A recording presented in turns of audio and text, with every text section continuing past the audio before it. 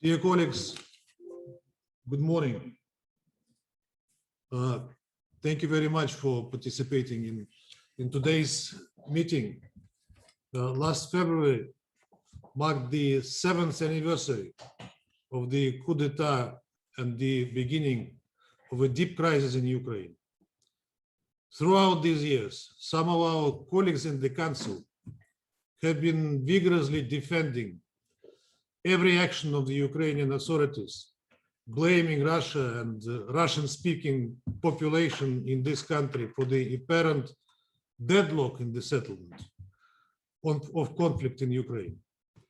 Everything we said here was branded Russian propaganda. This is a very shallow approach, sort of a voluntary blindness and deafness. These countries, in fact, as Pink Floyd sings, are comfortably numb. However, as it is universally agreed within the United Nations, understanding and addressing root causes and drivers of a conflict is key to the effectiveness of efforts to assist in finding a sustainable solution and resolution. It is also well known that countries of the region, and particularly neighbors, are better positioned to have a deeper knowledge of a crisis. That is exactly the main task of our today's meeting, to provide you with an opportunity to understand what happened in 2014 in Ukraine after the ill-famed Maidan coup and how it affected the life of common Ukrainians, 40% of whom, by the way, according to the most modest estimates, are Russian-speaking.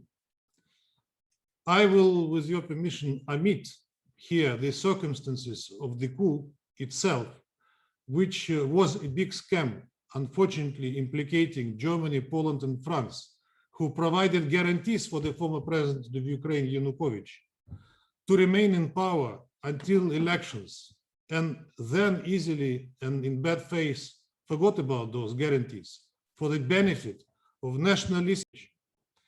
I will instead draw your attention to the moment when Maidan coup triumphed after non-investigated bloodbath, bringing to power a lot of extremists, criminals, and revisionists who, from the very outset, formulated their political agenda in a way that immediately put Russian speakers to the fringes of the society, demanding from them to renounce their identity and historical mindset, or to face prosecution, violence, or even death.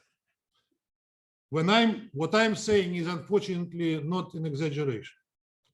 We decided to center our discussion on the tragic events in the Odessa Trade Union building on May 2nd, 2014, that claimed at least 48 lives, among them 8 women, when many were burned alive by Ukrainian ultra-nationalist and neo-Nazi groups. Another 48 people were missing. On that day, Deputy Chief of the Regional Office of the Interior Ministry, Mr. Dmitry Fuchedji, was representing Ukrainian law enforcement team on the scene. He is here with us today to share his first-person account of those events. We also have here with us Alexei Albu, who was directly involved in the tragic events and almost perished in them, as well as Sergei Kirichuk, who witnessed actions of nationalists in Kiev and Kharkov. For the residents of Odessa, it was never a secret that the attackers were armed members and supporters of the above-mentioned Maidan self-defense and private sector extremist groups. Nevertheless, for 7 years, the call of the UN Secretary General for conclusive investigation remains unheard by Kiev, and the perpetrators are yet to be brought to justice. It is also necessary to mention the conclusion of the International Advisory Panel on Ukraine established by the Secretary General of the Council of Europe, which states that the investigations by the Ukrainian authorities, quote, failed to satisfy the requirements of the European Convention on Human Rights, unquote. Dear colleagues, unfortunately, the Odessa tragedy is only one of numerous manifestations of neo-Nazism and violent nationalism in Ukraine, which since 2014 became a key factor that split the Ukrainian society. Another major tragedy followed just a week after, when on May 9, 2014, in Mariupol, fire was opened against a crowd of people celebrating the Victory Day, killing 9 and injuring 42 persons. But the Maidan self-defense and private sector are not the only extremist groups in today's Ukraine. There is a countless number of brigades, battalions, and other sorts of fighters united in arms against those Ukrainians who do not share their extremist and sometimes criminal values. There is an infamous Mirotvorets, which ironically translates peacemaker, website which continues to openly publish personal data of Ukrainians and Russian citizens, as well as citizens from some European countries, and calls for their murder by supporters of Maidan. Ukrainian nationalists are now fighting in Donbass alongside the Ukrainian army, openly disobeying military orders and frequently violating ceasefires and firing at civilians, including women and children. Joining us today is Ms. Anna Tuv, who has suffered the indiscriminate shelling of her own house in Donbass that left her with incomplete family and disabled. She is now a civil society activist and has a lot to share about actions of Maidan authorities. We also have with us today politologist Rostislav Ishchenko, who had to leave Ukraine immediately after Maidan in the face of life threats to him and his family members. I anticipate that some of our colleagues in the Security Council will criticize our event, claiming that this is another manifestation of Russian propaganda, our attempts to smear Ukraine and cast a shadow on its leadership. And they will be deadly wrong. These people's life witnessed an abrupt and tragic turn because of Maidan and what followed after. They are here for themselves, speaking out without instructions by whoever. You may ask them any questions, and I strongly advise you do so, because without knowledge of what this country is living after the Maidan coup, you will never be able to understand what really happened and why this crisis in Ukraine is far from over unless the West adapts a different approach towards Ukrainian nationalists and far-right. The same approach, by the way, that it displays towards radicals and extremists in Europe and the United States. So without further ado, I will give the floor to our today's guests. Mr. Puchedji, you have the floor. Господин Puchedji, прошу вас. Микрофон включите, пожалуйста.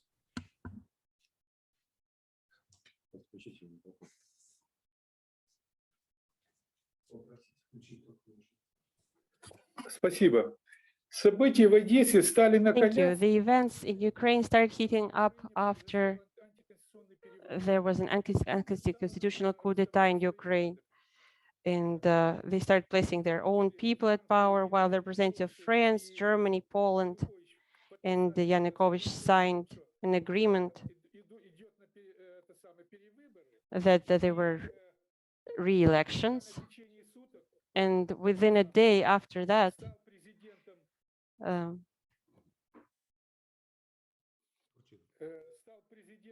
so they were trying to replace the governor. Skolik was the governor. He didn't want to be replaced illegally because the only person who can move the governor from his office is the president, but the acting president cannot replace the governor. The new candidate should be presented by the prime minister and then approved by the ministers. Then Skolik says that I'm ready to be replaced legally by the president, but not by acting president. So the administration of the president started holding different events. One of them took place on the 19th of February, and there were around 30 people taking part in this event. leading by Gordienko, who is a radical. And the second group that was brought by the new junta, 3 buses that were dressed in black sports uniform with hamlets. They were covering their faces, and they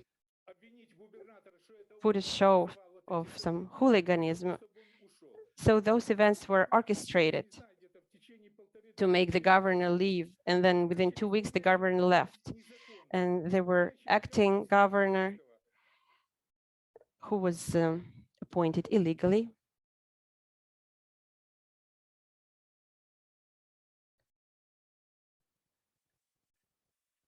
And this was Nemirovsky.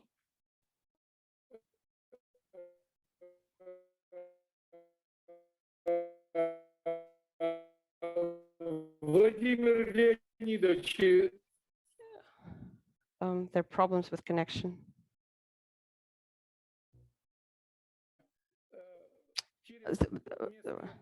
People from Kulikova Polya, they organized everything legally, and they were there. The acting governor, on numerous occasions, he tried to make us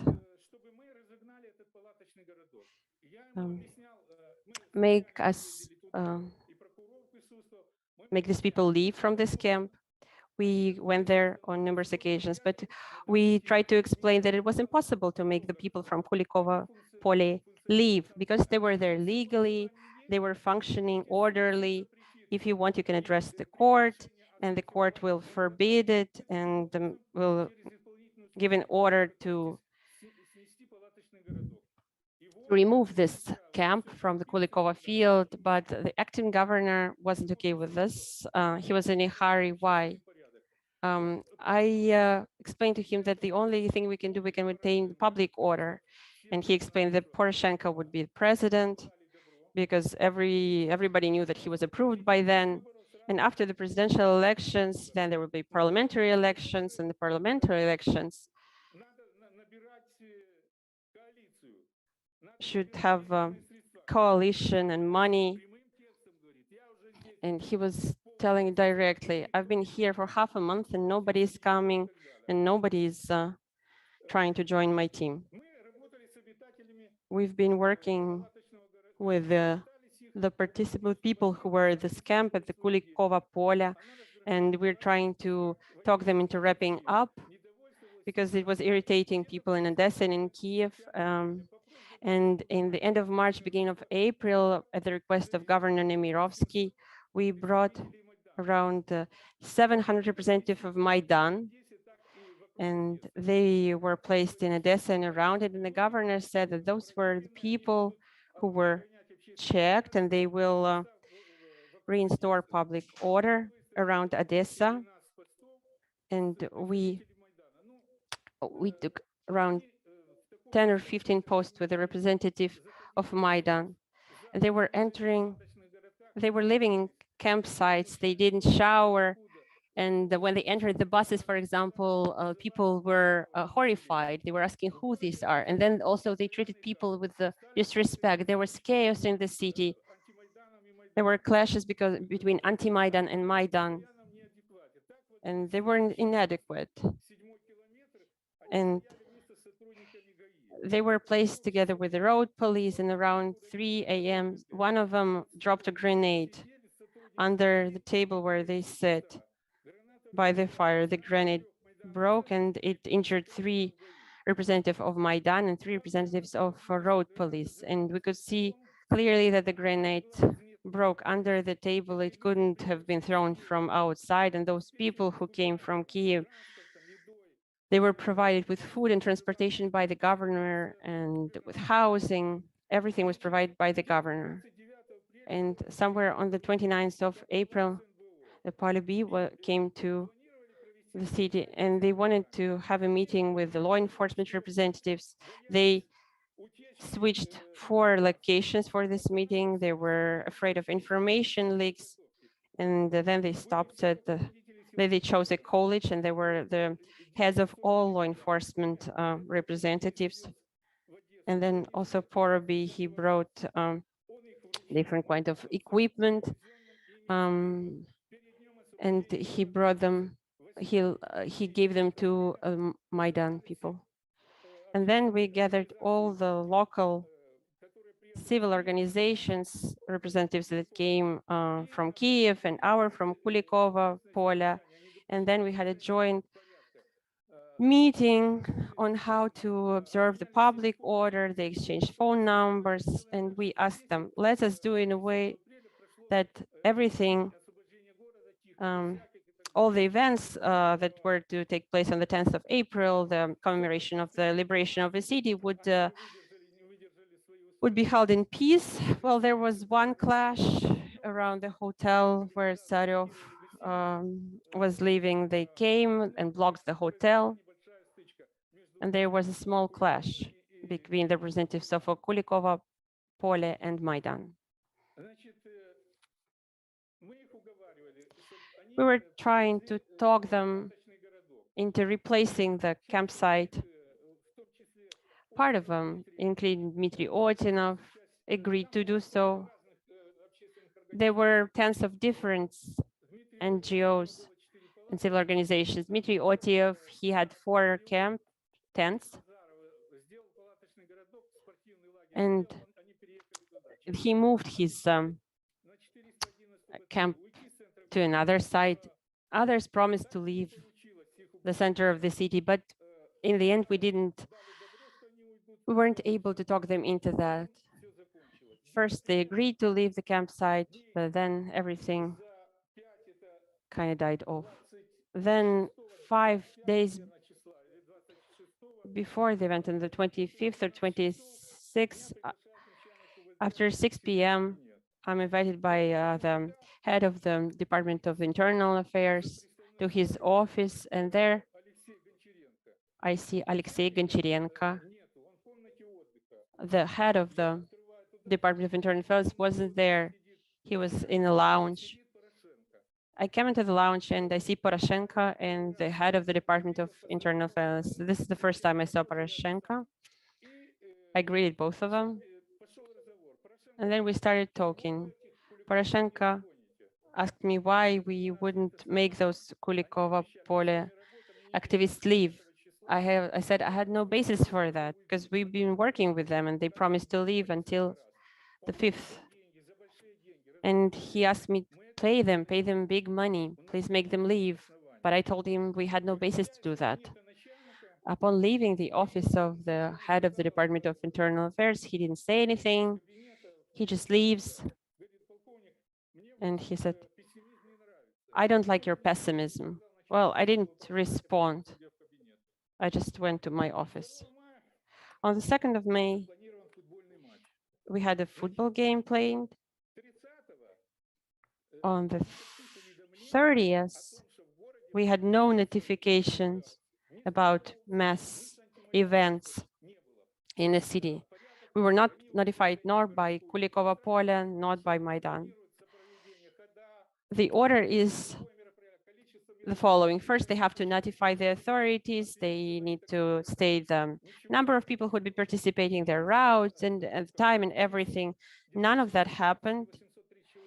We had around 800 people that would be in town, and we worked in that regime. On the 2nd of May, around 9 a.m., we met the Kharkov train with the head of the railroad system. We talked with the general mayor who accompanied the Kharkov soccer fans. What was the order of the event? And he told me that 600 people were on the train. There were about 15 hooligans, and then the rest were family people with their kids. We waited for them to leave the train. We saw that indeed there were families, and they went towards the seaside. In the evening, on Saturday, or actually Friday, the governor sends a notification that there was a meeting at there was a meeting on anti-terror issue. Everyone must be there. So we went to the meeting, we sat down, and there was an order to switch off our phones. The first, we were told where to sit in the first row. We turned on our phones. 12, 1, 2 p.m. Then there was a break. And I come to the office of the Department of Internal Affairs. And the person that is on duty reports me that around the monument to the victims of fallen, there's a crowd of around 400 people, and they tend to move towards the center of the city. Who are those? Those are the representatives of Kulikova Pola. In the evening, around 6 p.m., 3 representatives of Kulikova Pola came to see me. They told me we're not going anywhere. We're going to stay at Kulikova Pola Square. We're not going to move. We're not going to do anything. Who made them change their mind overnight? We don't know. So I moved there. The crowd is heated already, and they wanted to move where, how. They had no idea. There was no order. There were around 40 or 50. I had around 40, 50 people of my people gathered around this area.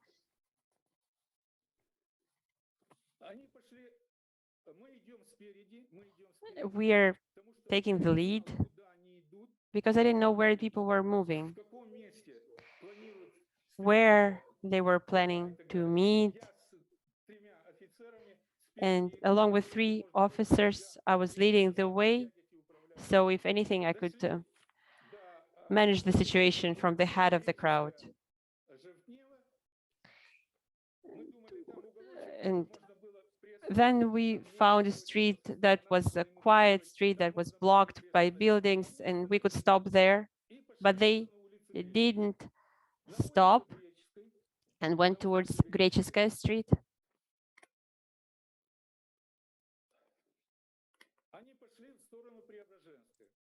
And then towards Preobrazhenskaya Street. And then there was a clash between.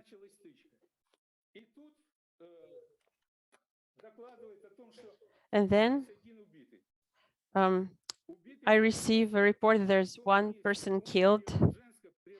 The person was killed on the crossroads of Preobrazhenskaya and Deribasovskaya. There were no clashes there. The clash between the representatives of Kulikova Pole and Maidan took place at Grecheskaya Street. And at the crossroad of Preobrazhenskaya and Deribasovskaya, there were no clashes. And a medical worker told us that at first they weren't allowed to provide medical help. I think this person was shot from the Hotel Passage. Why? Because one of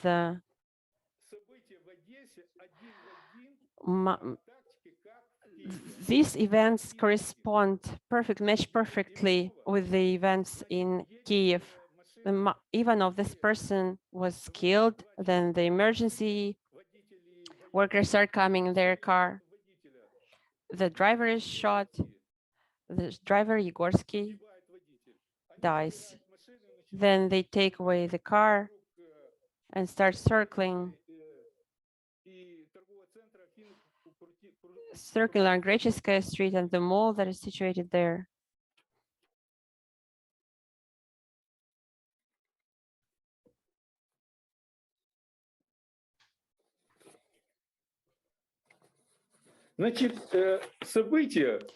The events at Grecheskaya Street around Afina evolved in a way that the Kulikova Pole representatives were blocked on 4 sides from different streets. And they were caught in the middle. My people that were wearing helmets and body armor. They were somehow protected, and we were trying to hold the crowd of 1,500, 2,000 people.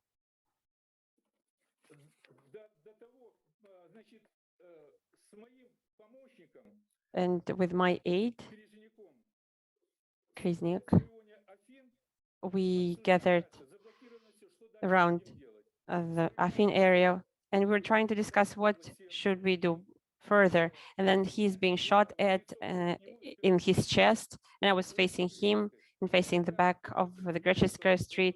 I was shot in my right shoulder, and I took him to the emergency car. But then I noticed that I was actually shot and I was bleeding. Up until then, I didn't even see that. So I went to the hospital along with them, and he was provided medical aid, and then I was treated. Then I changed my shirt at my office around 6 p.m. Then I don't remember the time. And I went to the area of where I was shot, but everything was over there. And I asked the chief, why didn't he start the Sirena plan? I called him a number of times, and having 4 cell phones on him, he didn't pick up any of them. In order to do something from a tactical point of view, he didn't even need a lot of people. He just needed the right to use firearms. And fire shots were fired. There were 8 or 9 people wounded with firearms. 6 people were killed. And among my people, there were around 5 or 6 people injured. We had to use, we needed the permission to use firearms back then. But the chief and the head of them that was there, he didn't give this order. He signed the order to start implementing this plan, but he didn't start implementing actually in the field, because the plan has to be authorized by the head of the Department of Internal Affairs and the prosecutor of the region. And without the permission of those people, I had no basis to introduce this plan. That is all that I have on my side. Who was actually in the Odessa Trade Union building, Mr. Alexei Albu, and who survived it. Mr. Albu, you have the floor. Здравствуйте, уважаемые участники. Я благодарен вам за проявленный... Good afternoon, dear participants. I appreciate your interest in this topic. I thank the organizers for an opportunity for me to speak here. First of all, let me say that Odessa position was positioned at the Odessa's Kulikova Square. That is why its participants were called the Kulikovs. It was a mass movement, and every Sunday it gathered tens of thousands of participants. Those were people of various political views, professions, opinions, and they represented many organizations and political parties. However, all the participants were united by the main goal to decrease the dependence on Ukrainian nationalists who had seized the power in the capital by force. It's important to underline that the Kulikova movement was peaceful. However, it encountered incompatible violence. This peaceful movement was bathed in blood and burnt down in the trade union house. On the 2nd of May 2014, me and my wife were going to visit Odessa Opera and Ballet Theatre and spend the evening with our family. However, this never happened. From the news, I learned that there were powerful clashes in the center of the city between the representatives of neo-Nazis and participants of the Kulikova movement, which is anti-Maidan. So I moved to the square, to the Kulikova Square, where our camping was situated, in order to be with my electorate as a member of regional council and to render to them assistance within the my legal authority. In the camp, there were many women, many elderly men, not too many men who were able to resist. Men were building barricades, however, they didn't have enough skills to do so. That is why those efforts looked somewhat ridiculous. We understood that we will not be able to fight back. In order to escape from the attackers, part of people started to flee, another part, me included, entered the trade union house, which is a large building located on the Kulikova Square. At that moment, a huge crowd of neo-Nazis arrived on the square. I thought there were many than thousands. They represented right radical organizations, football fans, self-defense units of Maidan, and other paramilitary groups. They were arriving from the railway terminal. They were armed with bladed weapons and firearms. Many of them had special protective items, helmets, iron shields, armor. They threw stones and Molotov cocktails at us. We were protecting the entrance to the building. However, when I heard the firing, I decided to go inside because I was dressed in white clothes, which made me an easy target. Inside the trade union house, there was people were building barricade from chairs and tables in order to block the entrance. And this barricade later played its tragic role, its fatal role in this tragedy. However, it was not the main role. At that moment, no one thought that they would try to kill us and that they would try to set the building on fire with the help of Molotov cocktails and burning tires. There was no panic inside the building. However, no one understood what to do next. From the brightest moments that I can remember, I can cite a woman who was carrying a plastic hard hat full of water in order to extinguish the burning curtains. There were no water in Brent's Point, toxic black smoke, and translucent asphyxiating gas, which the attackers pumped into the building from one of the side entrances. When neo-Nazis entered the building, everyone rushed to the upper stories. I understood that should the fire start, we will not be able to escape because the building was rather tall. So we ran through the third story towards the right wing. We arrived in the staircase, hoping to get out through the back door. However, the attackers were already trying to break it open. We understood that we were encircled, so we ran back. The corridor of the third story was all in smoke. We got to the staircase at the juncture of the right wing and the central part of the building and started to walk down. At the second floor, there were about a dozen people who didn't know what to do either. I started to call my friends asking for help. I also called Piotr Lutsuk, the new head of internal affairs department of the region. He was appointed after the coup d'etat. At that moment, a fire crew arrived at the Kulikova Square. They propped the fire ladder against the window, and people started to escape via this ladder, women first, then elderly men. When we were about 5 people remaining, 2 attackers with Ukrainian insignia approached us. My friend Vlad Wojciechowski started to fight back with a fire extinguisher, and another friend of mine, Igor Nemodvuk, threw an entrenching shovel at them. We were able to fight back and get to the courtyard. However, we were surrounded by a crowd of Banderites. One of the commanders of self-defense units tried to hand us over to the police. However, we were beaten.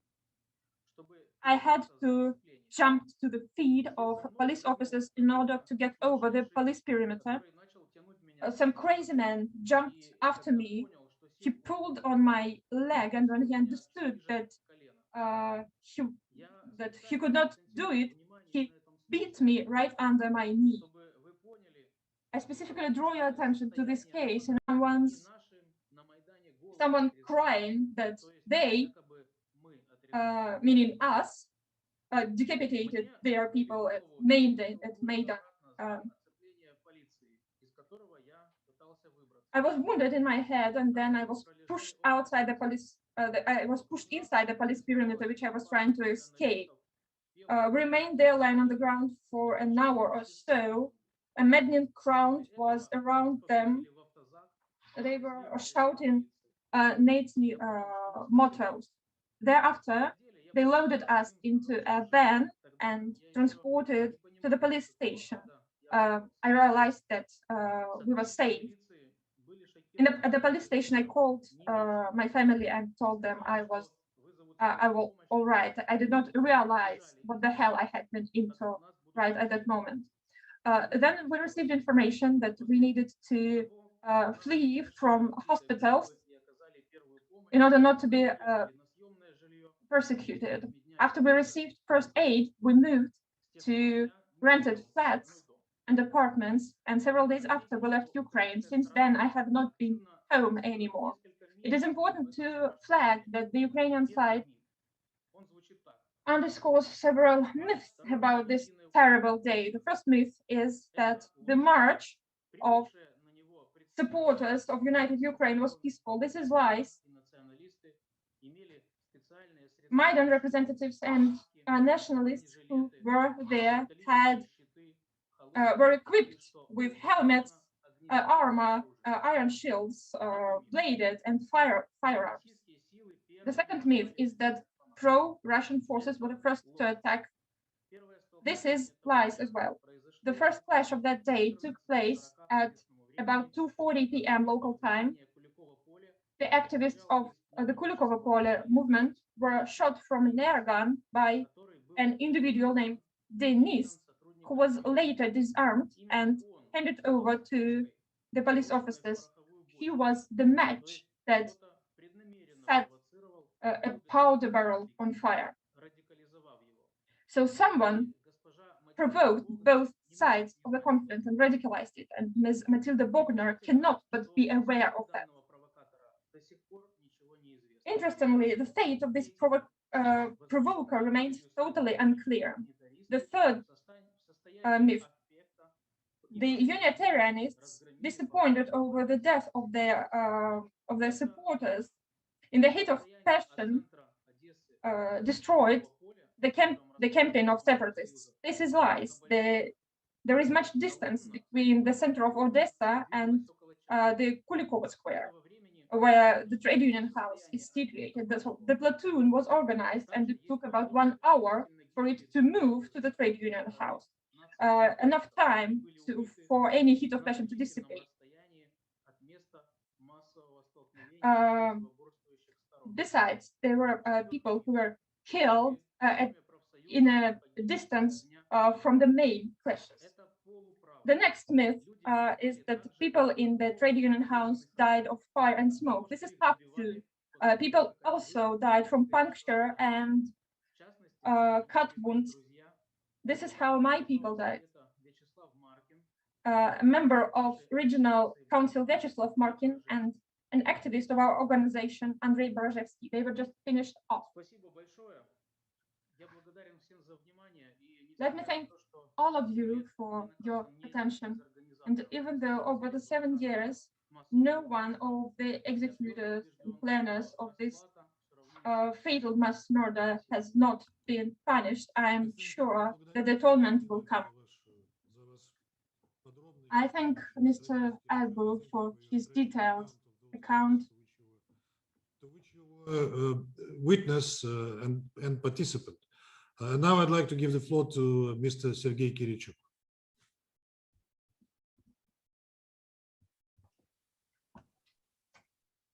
Ваше превосходительство, меня зовут Сергей Киричук. My name is Sergei Kirichuk. I represent the movement Borba.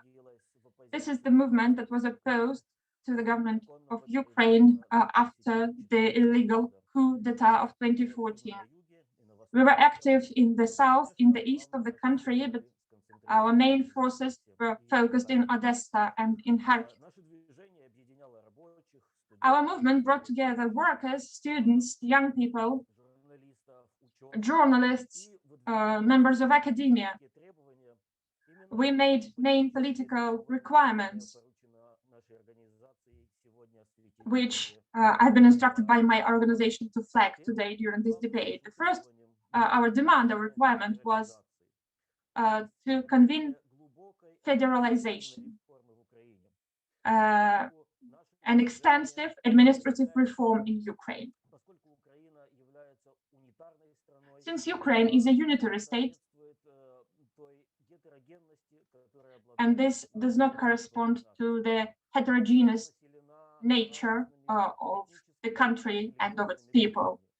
There are many religious and ethnic groups inhabiting Ukraine, people speaking different languages, using different religious calendars, who worship different religions and celebrate different holidays. Thus, striving to preserve the unity of country, we offered federalization, the only viable option, which means to extend the authorities of regions and extend opportunities of people in various regions to have their interests decently represented. We also insisted on a democratic solution to the language issue. We demanded equal rights for Ukrainian, Russian, and other languages that are used by various ethnic groups in Ukraine.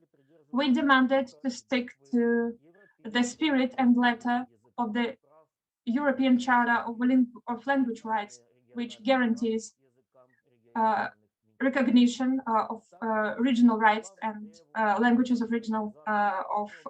of minorities. Another demand of our movement, both in Odessa and Kharkiv, was disarmament of nationalist groups and private militias. Thus, we stood for returning the monopoly over the use of force to the state. After the tragic events of 2014, Ukrainian oligarchs, the richest and the most influential people in Ukraine, started to create their private armies, thus gaining the right to violence, trying to protect their interests. They used huge and well-armed groups of people in order to do so. Under the umbrella of special services and law enforcement bodies, there were nationalist groups acting widely. They felt their force, they got weapons, and though they formally were subordinated to their sponsors, to their curators, they often went beyond their authorities, and many acts of violence happened because there were that many armed people in the country. We also were against juncture of paramilitary groups with the law enforcement bodies. After the illegitimate coup d'etat in Kyiv in 2014, paramilitary groups dispatched their representatives to the law enforcement bodies, and many of them gained policial authorities both in police and in special services.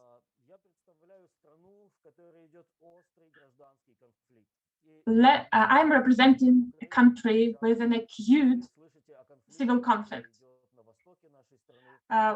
When people speak about Ukraine, you quite often hear about the conflict in the east of Ukraine. However, at the same time, our society is deeply divided, and there is violence not only in the east of the country, but throughout the entire territory, including western and central regions.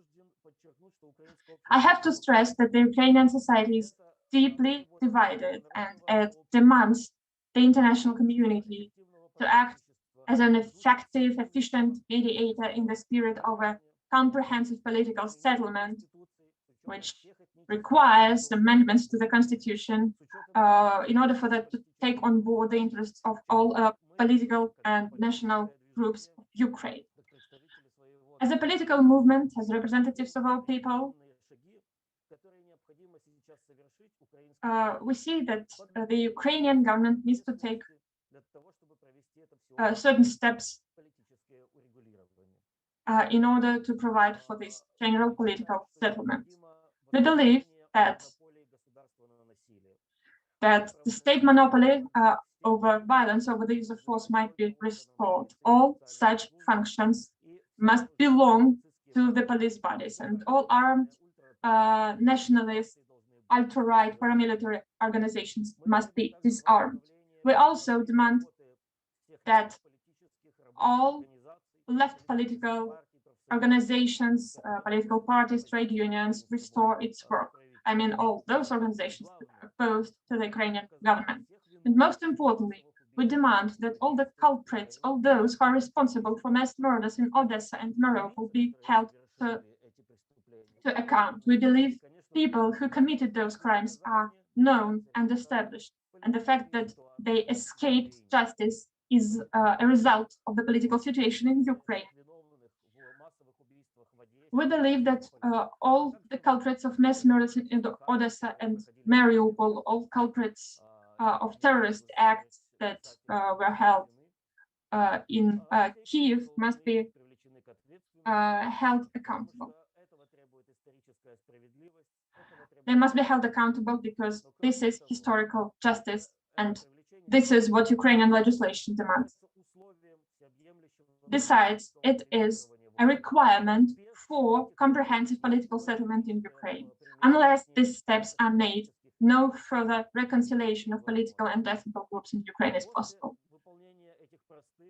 Once these simple and clear requirements are implemented, we can get back to talking about political settlement in the non-recognized republics of Donetsk and Luhansk. And we demand the international community and all the international organizations to render assistance to us in implementing these requirements. I thank you for your attention. Views that he expressed, and now I'd like to give the floor to Ms. Anna Tuf. Анна, вам слово, пожалуйста. Здравствуйте. Я благодарна Good afternoon. Thank you for giving me an opportunity to speak here. I thank the audience for attention. My name is Anna Tuf. I'm the dweller of Gorlovka town of the Donetsk region. I was born and lived my entire life in Donbass. My parents are Russians. I'm medical by education.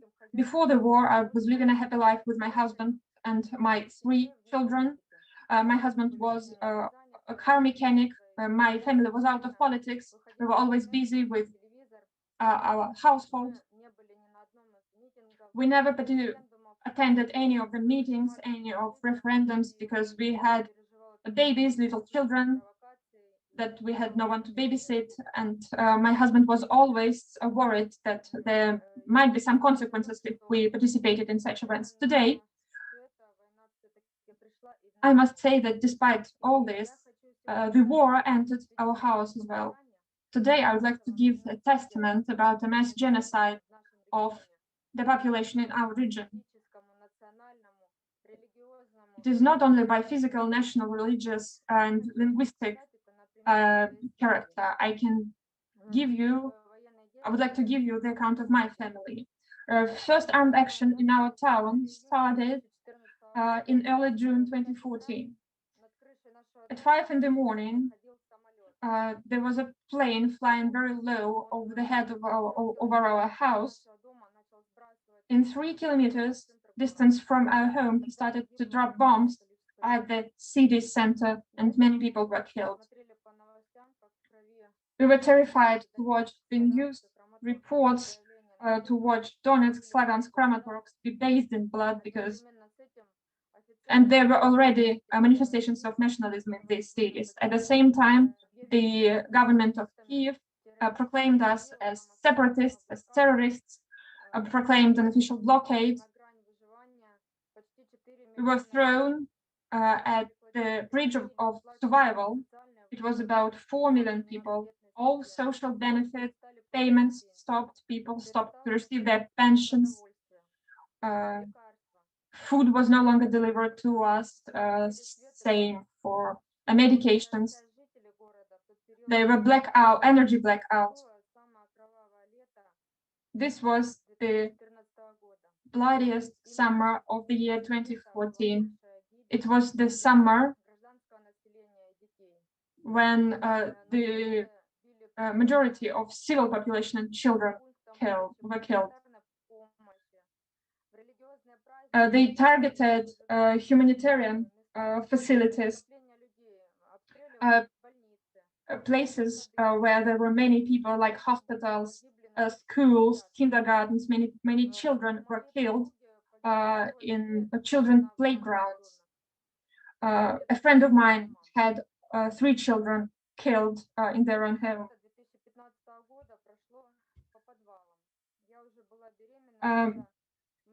Then we had to hide in basements. I was pregnant, but I could not receive medical care because we knew that hospitals and perinatal facilities were targeted, as well as shopping malls and other places where there were many people. We tried to avoid being in such places, but despite this fact,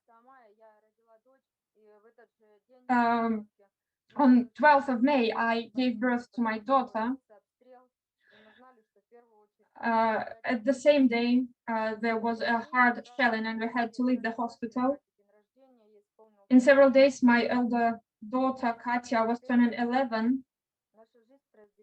And 5 days after that, our life was divided into before and after.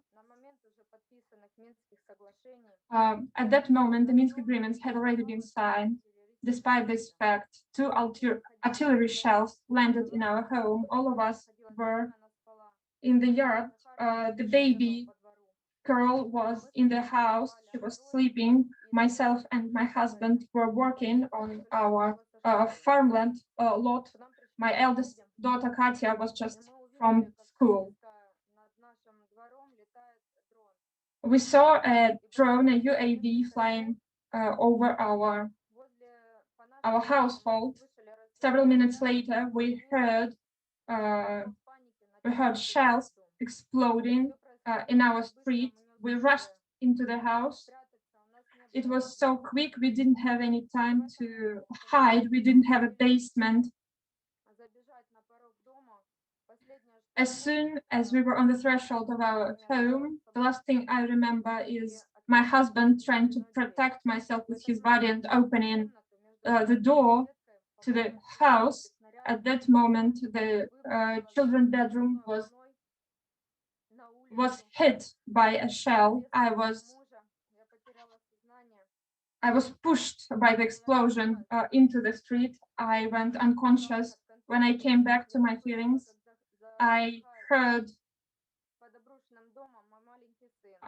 my little son crying under the rubble. I understood that everyone was left in the house. I was calling for them, but no one responded. I felt I could not move because rubble was all over me. I was hit by the entrance door. At some point, I felt that it was easier for me to move and breathe. I understood that someone was helping me. Without thinking and opening my eyes, I rushed to the house. I could find my little boy, and at the moment we could hide behind the refrigerator. The second shell hit the building. It was only then that I realized that I have lost my arm. I managed to bandage my arm with some clothes. I understood that my newborn girl was left in the other room. I could hear her crying, and we tried to free them, but I felt that I had lost too much blood, but we could not call the ambulance because we had lost our mobile phones. A little bit later, we were discovered by representatives of the emergency ministry. I gave my testament, they started they worked to clear the rubble, and they found half body of my daughter Katya. And next to her, they found my husband Yuri, who covered me with his body. This is what is left from our home. In the autumn same year, civil activists filed a case with Strasbourg court regarding the murder of my family. This is Zahar, my son, who was disabled. He suffered under the hardest traumatic disorder. He was burnt all over, and he had many fragment wounds. Our lawyer, together with another lawyer, held a conference where I gave a VTC testament. However, it's been 6 years and no reaction. Unfortunately, only in Donetsk today there are 8,000 such cases. 5,500 cases have been filed with the European Court of Human Rights, but no reaction. There are 4,900 people of Donetsk region killed in that massacre.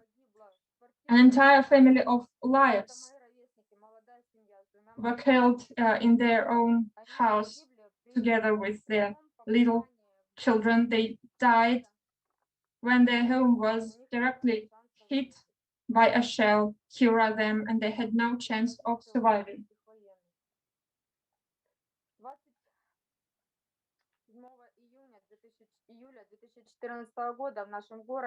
On the 27th of June of 2014, it was called the Bloody Sunday. So the Ukrainian military men from the 93rd Brigade, commanded by Mikats, on 3 occasions they were shelling the park zones of our township, on the market, the central street in the township of Gornilka, and they hit directly a huge supermarket, the bus stops. And on this day, 22 civilians died and 43 were injured. On the same day, at the Gorlovsk Madonna, a young girl with a baby who was burnt alive. And disregarding all the attempts of all the lawyers and civil organizations, human rights organizations, still there is no progress on this case. The Ukrainian side bluntly refused to investigate the site from where the people could be shelled. Interrogations of suspects were prohibited, and OHCHR in its report noted that the Ukrainian justice is unable to effectively function when it comes to conflict cases. At the same time, the UN observers noted that there's a direct link of a radical Ukrainian nationalist with the prosecutor's office and with the security forces of Ukraine. And there was pressure from Ukrainian forces on the lawyers, on judges and investigation. And there's discrimination in the republics towards the retired people. As of today, the state of Ukraine owes around 1 billion hryvnia to those people. After what happened to me, I didn't have any compassionate words. There were no suggestions to give me prosthetic limbs. Moreover, the information about the death of my family was not reported by the Ukrainian media. And after all my investigations and interviews for foreign media, and after the story of my tragedy was told around the world, then the Ukrainian channels finally reported that the mother of my husband showed the images of the mother of my husband crying. on where our house used to be, telling that there were no terrorists, no separatists, and she was crying desperately. And then the Ukrainian media told that the Russian aggressors, they shelled our area. And unfortunately, there were lots of people who were in similar situations, victims of such actions. And those crimes are not investigated. And I think they have no expiration date. Still, there's no reaction from the Ukrainian side. And widely known crime by nationalists of battalion and Vazova, Dar, Dnepr, Tornado. The fighters of this Tornado battalion, they were sentenced to 8 to 15 years for their crimes in Donbass. And when they were arrested, they had phones on them that had horrible videos of tortures, rape of children, rape of a baby in front of his mom. And all those videos then became evidence and proof. And the 22nd of January 2015, Ukrainian military people at 9 a.m. at the peak hour when people in Donetsk were going to work, they shelled a trolley full of people. And as a result, 8 people died and 20 were injured. And unfortunately, as of today, from the 1st of January to the 23rd of April 2021, just in the territory of the Donetsk Republic, 6 people were injured and 3 civilians died. Among those, 1 child. On the 3rd of April, just recently, in the courtyard of his own house, Vladik Shikhov, who's 4 years old, was killed from a drone with the IUD. And the operator saw perfectly where this drone was aiming, the operator from the Ukrainian position. And the drone was just simply thrown to the courtyard, and Vladik, his his arms and legs were torn away, and he was then buried in a closed coffin. And the Ukrainian authorities did not comment that those events in any way. At first, the Ukrainian social networks were saying that those are fake news.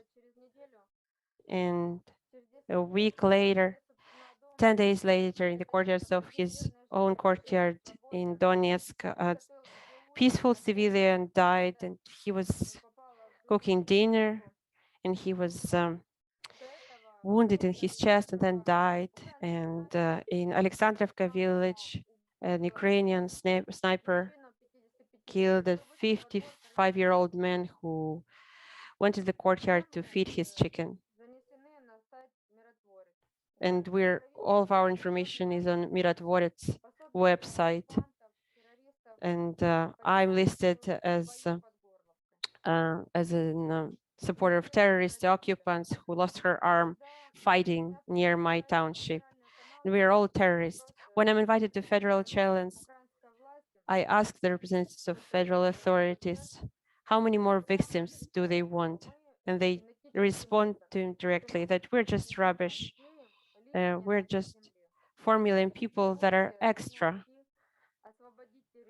on this planet, and that ethnic Russian should leave the territory, otherwise will be destroyed.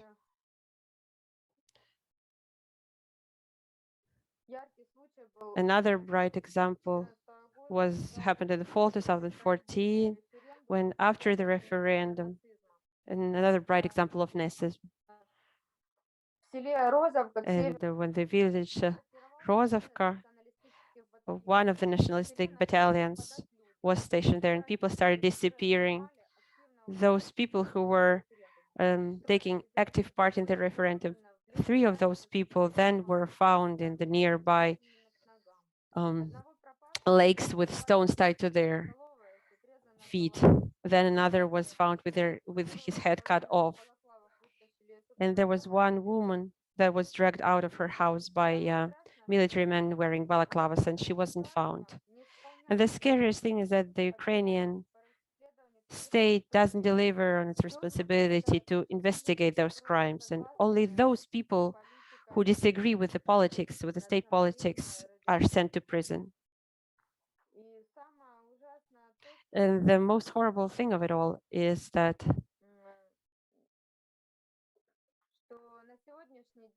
as of today, the Ukrainization, as understood by the Kiev authorities, is closely tied to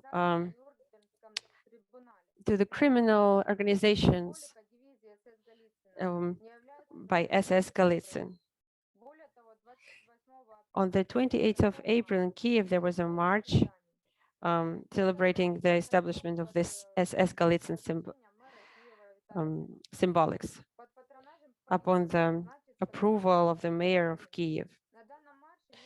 And some participants of this march were saluting each other in a artistic way, but they were not punished in any way. Meanwhile, all this is tied to the Soviet past. Everything that is tied to the Soviet past, to the Russian culture, is suppressed without remorse. We are prohibited from using Russian language, our native language that we've been speaking since we were born. And this is nationalism based on nationalism. And all the civilians who are actively protecting Russian culture are being persecuted. And the complaints that were sent to international courts have not been considered. And there were up to 800,000 of such complaints. According to Minsk agreements, I want to remind Germany, France were the guarantors of the restoring of the bank system of Donetsk and Luhansk republics, and this is not happening. Retired people do not receive their subsidies, their pensions. People are not compensated for their wounds, and they're not compensated for their relatives that were killed. And this is how our schools look like. It's been 6 years since my daughter Katya died, but her school has been massively shelled twice.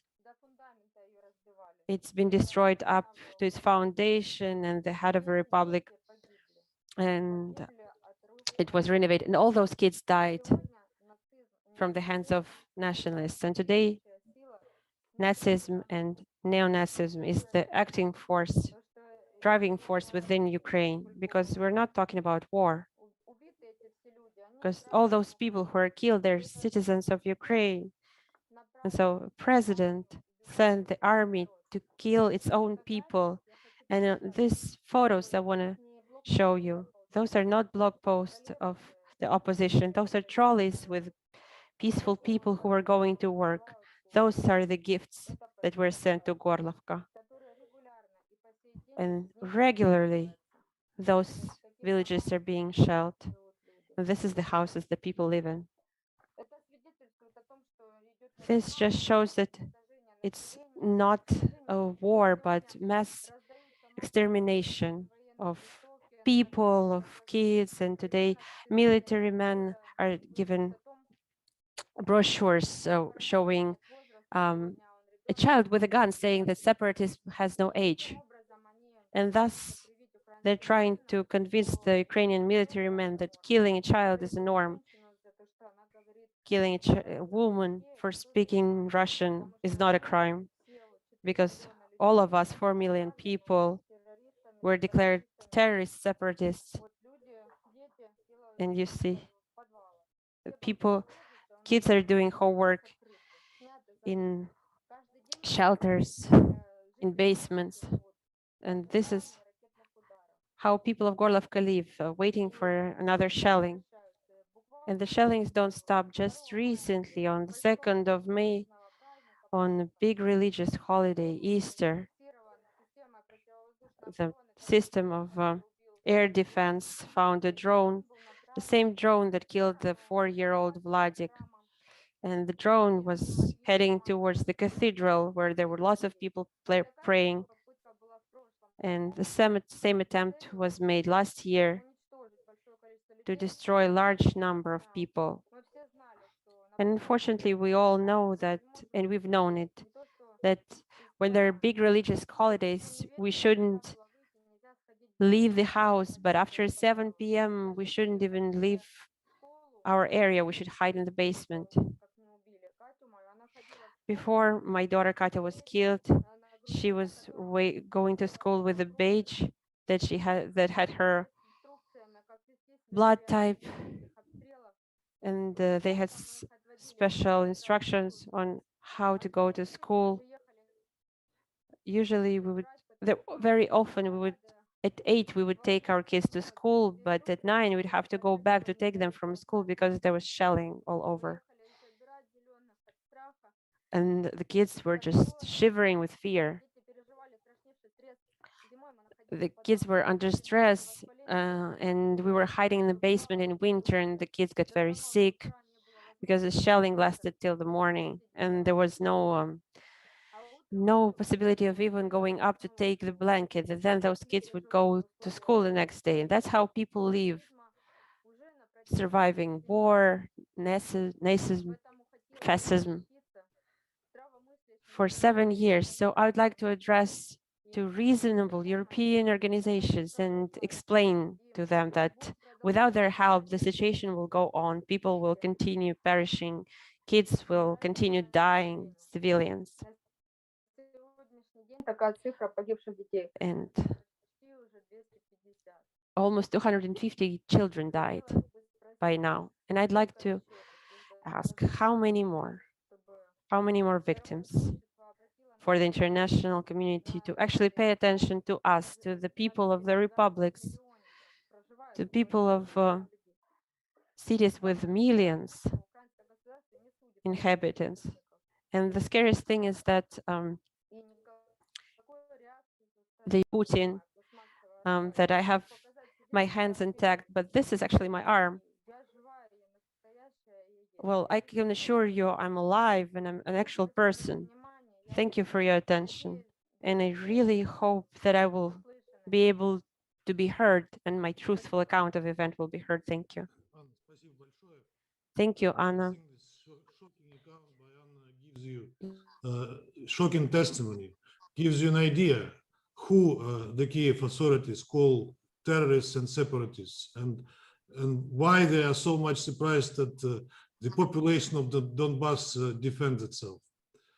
Yeah, I would like again to draw your attention to this infamous Mirotvorets website, who put people like Anna in their lists with their personal data, with appeals to deal with such people. And these are people accounted by thousands. Anna demonstrated us some pictures. We also have pictures and videos, but they are too graphic to demonstrate. We will have mercy upon you not to see what is on those pictures. And now I'd like to give the floor to Rostislav Ichin. Rostislav, пожалуйста. Благодарю. Thank you. Уважаемый господин председатель, благодарю. Chair, I'd like to thank all the participants for taking part in this meeting, and thank you for the invitation to speak. I want to say that by the time of Odessa events, I was already outside of Ukraine for 2 months. Nevertheless, there was a chance that on the 2nd of May, I would be in the trade union house in Odessa, because both my family and me personally started receiving violent threats long before Maidan and the violent coup d'etat in Ukraine. So when I saw that the authorities and the government was unstable, and I could see that Maidan could win and nationalists could come to power, we started looking at different possibilities of how we could leave Kiev, and the main options for us were Donetsk, Kharkiv, and Odessa. And only after the coup d'etat on the 25th 5th of February 2014, my friend suggested that I should move to Moscow and stay at his dacha for a couple of months, and that's how we were outside of Ukraine, and we haven't been back since, from the 1st of March 2014.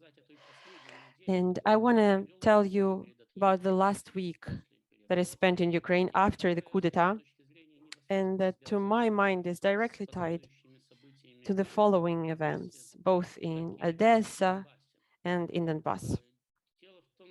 The thing is that on the 20th of February, my wife and I and my driver were coming back to Kiev from a business trip. We were coming on a Chernigivska highway, and when we were approaching Kiev, I got a call from my friend who told me that I shouldn't enter the city, and then we knew by then that there was a coup d'etat, that their Nazist fighters in town.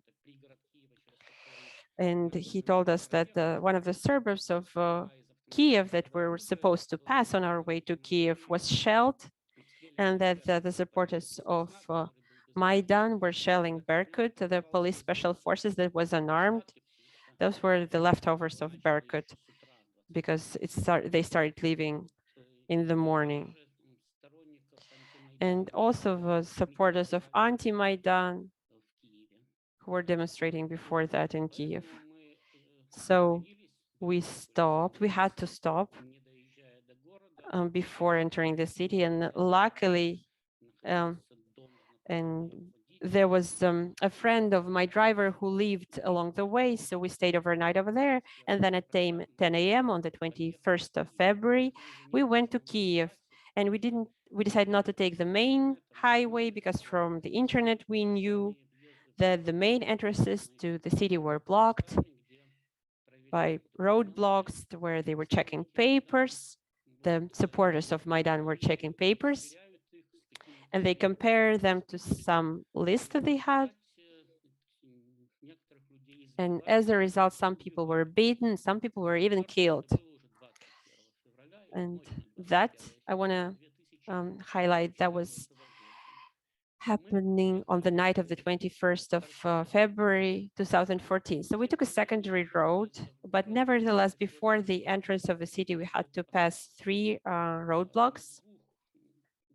We managed to go through 2 of them without any complications. And at the third roadblocks, all cars were checked and all people were checked. There were 6 barricades, 3 on one side, 3 on the other side, around 3 or 4 meters high, from sandbags, and they were constructed in the shape of a snake, so a car wouldn't be able to pass it at speed.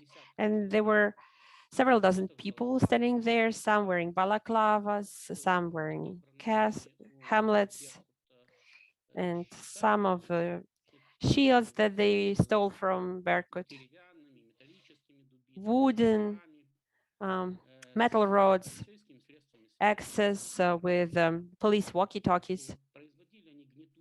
And it was very threatening to look at them, because probably they were intoxicated under the effect of alcohol or drugs. They were clearly not behaving adequately. And they were indeed checking all papers and comparing to some of the lists they had. And since they were checking between the 3rd and the 4th barricades, there were no way we could escape. There was no way we could turn back. And frankly, we were thinking that we would stay there forever, so to say. But at some point, we were lucky, because when it was our turn to have our papers checked, our car checked, there was a sushi truck carrying sushi behind us. And they were bringing sushi to a restaurant or a store, and all this crowd, they just ran to rob this sushi truck. Probably they were hungry, famished. So we were let go without checking our papers. We were able to enter the city. And the situation in the city was it gave an impression of being attacked and captured by a foreign army because the streets were empty. There were no people, even though we entered after 11 a.m. So usually there's heavy traffic in Kiev, as in any large city.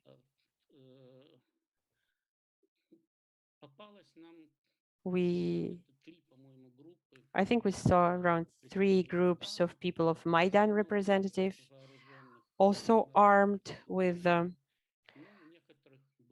cold weapon.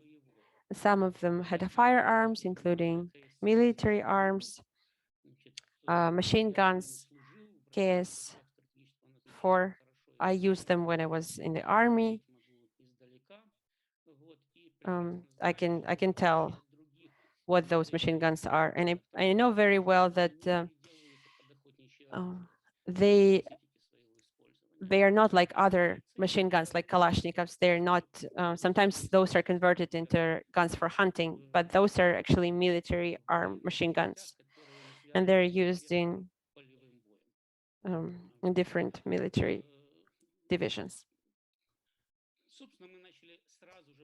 Straight away, we began to prepare to leave the town, and we spent about a week in Kiev, and 3 or 4 days after we came, on the 24th and 25th, Turchinov gave an order to the police to enter the streets and to maintain public order.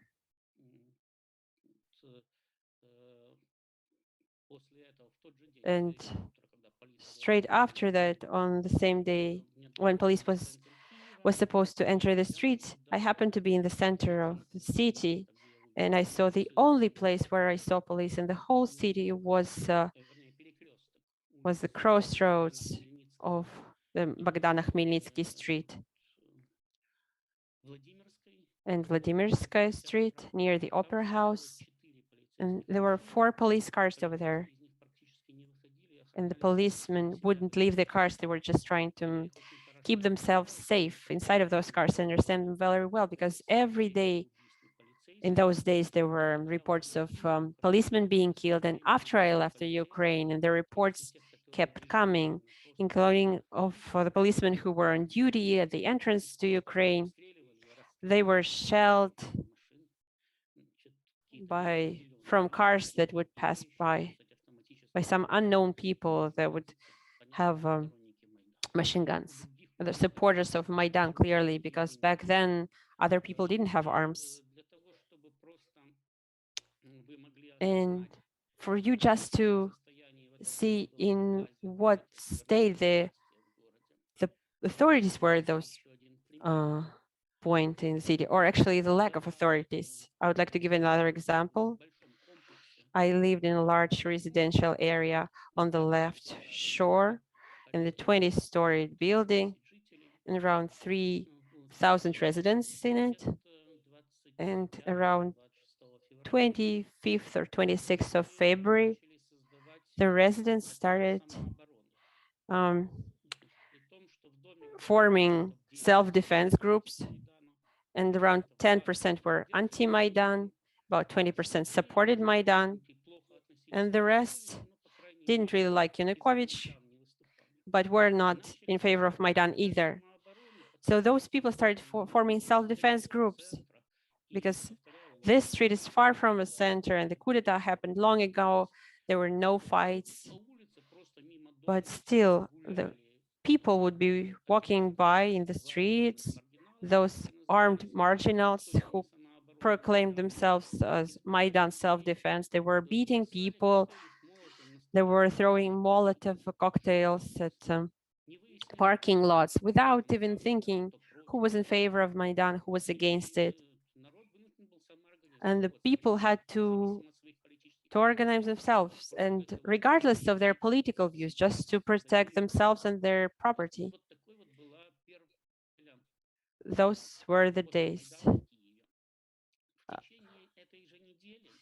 And within the same week, on the 23rd or 24th of February, I got a call from a friend of mine, Anton Davichenko, who was one of the organizers and the leaders of the events at Kulikova Poля in Odessa. His organization took an active part in the events. In any case, he called me and he wanted just to talk to me, and we've known each other for about 2 years by then. We want to organize opposition to the state coup d'etat in Odessa. What do you think about it? And I told him, Anton, you should count only on yourself and your own forces, because Kiev is captured by fascists, and there's no power, no authority whatsoever here, and you won't get any support from here because people are just afraid to leave their houses. So you should understand that in any case, any action that you organize, you should only plan based on the situation in the field. But the history teaches us that all civil wars begin and end in the capital. So if the population of the southeast, at least large cities, Odessa, Kharkov, Dnipropetrovsk, Donbass, doesn't organize itself and suppress this event and this marches in the capital, then they will be strangled one by one. And he told me that we don't want to take any unconstitutional actions. We just want to put a demand on federalizations and the state status for the Russian language. To organize a constitutional referendum. And we've talked a couple of times after that, but after moving to Moscow, I advised him not to call me anymore so he wouldn't be blamed for receiving instructions from Russia.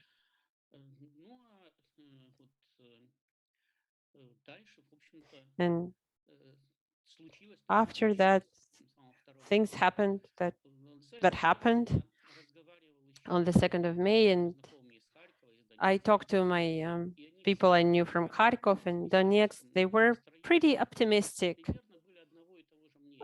They were more or less of the same point of view. They told me, we're all united in those cities. We want to have federalization. We want to be recognized. We want to give an official status to the Russian language, and we want to just be left in peace. So we have a cultural and national autonomy here. They weren't even mentioning some autonomous regions. They weren't even thinking about economic autonomy. They were just saying they don't want the nationalists to impose their cultural policy on them. Those were their starting points. And I'll repeat, this is the position of the whole Southeast at this point. And up until the 2nd of May in Odessa, even though the Kiev authorities were actively impose clashes and start armed conflict up until the 2nd May in Odessa and up until 9th of May in Mariupol, the whole southeast of Ukraine was rather peaceful. Quite a Everyone calm thought state. Everyone thought that they could come to a conclusion. Able to negotiate with Kiev, and everybody hoped they would do so. That Kiev would see that they're organized, that they act like Maidan, they go to the streets, they gather 10 to 20,000 of their supporters, so they hoped Kiev would negotiate with them, but it didn't happen. They were just going to kill them in order to intimidate.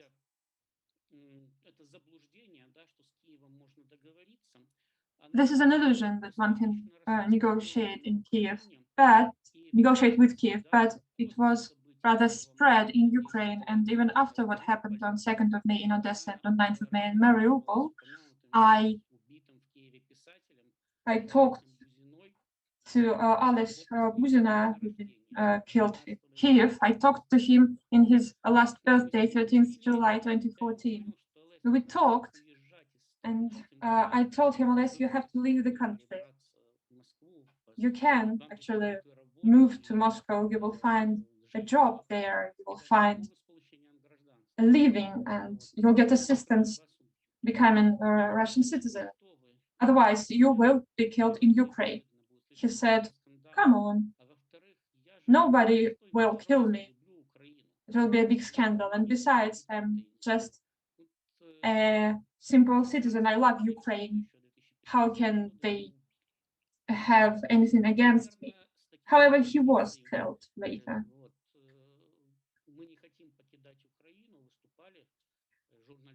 And such positions were held by journalists Maxim Ravreva and Vladimir Skachko. They also said they didn't want to leave Ukraine.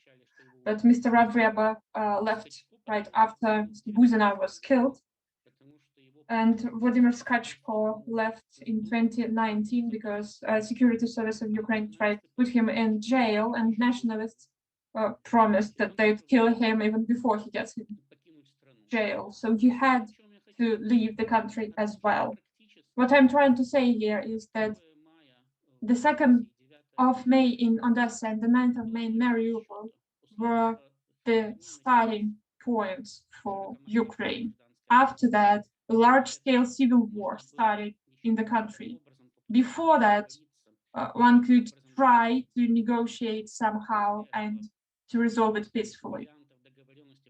However, after those dates, there were almost no variants of resolving it peacefully. The people of Donbass who saw what was happening in Odessa and Mariupol, they lost any commitment to negotiate with Kyiv because they realized that they'd be deceived, that Kyiv will kill them just like it killed people in Odessa who also hoped for the best.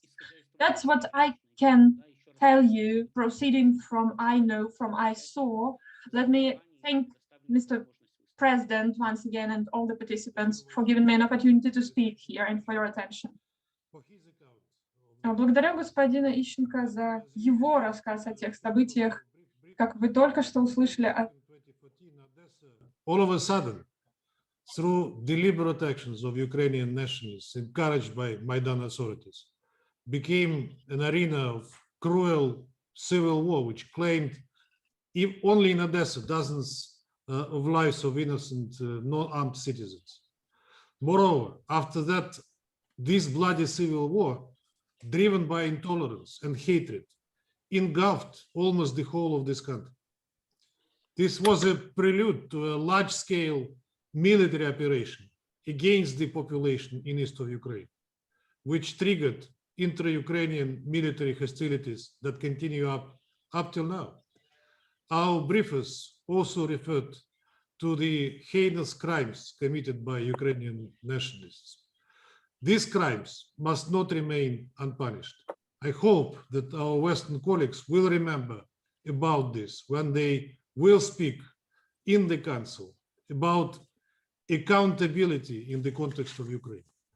And now I would like to give the floor to those Council members that wanted to make statements. And I give the floor to the representative of France. Thank you, Mr. Chair. Mr. Chair, France regrets the attempts by the Russian Federation to divert the attention of the international community with the organization of this Arria Formula meeting. We do not support in any way, shape, or form the narrative put forward by the organizers in their concept note. However, we extend solidarity to all victims of the tragic events that happened in Odessa on May 2nd, 2014, and to their loved ones. The reason why we participate in this meeting is to reaffirm France's unwavering support for Ukraine's sovereignty and territorial integrity within its internationally recognized borders. We commend the restraint and the sense of responsibility shown by the Ukrainian authorities in the recent phase of increased tensions. We call on Russia to cease its provocations and to de-escalate by withdrawing its troops from occupied Crimea and around Ukraine's borders, and agreeing with Ukraine on a recommitment to the ceasefire in the Donbass. Once again, France underlines that it does not and will not recognize Russia's illegal annexation of Crimea. We reaffirm our support for the European Union policy of non-recognition of the annexation. We call on Russia to put an end to all human rights violation in the peninsula.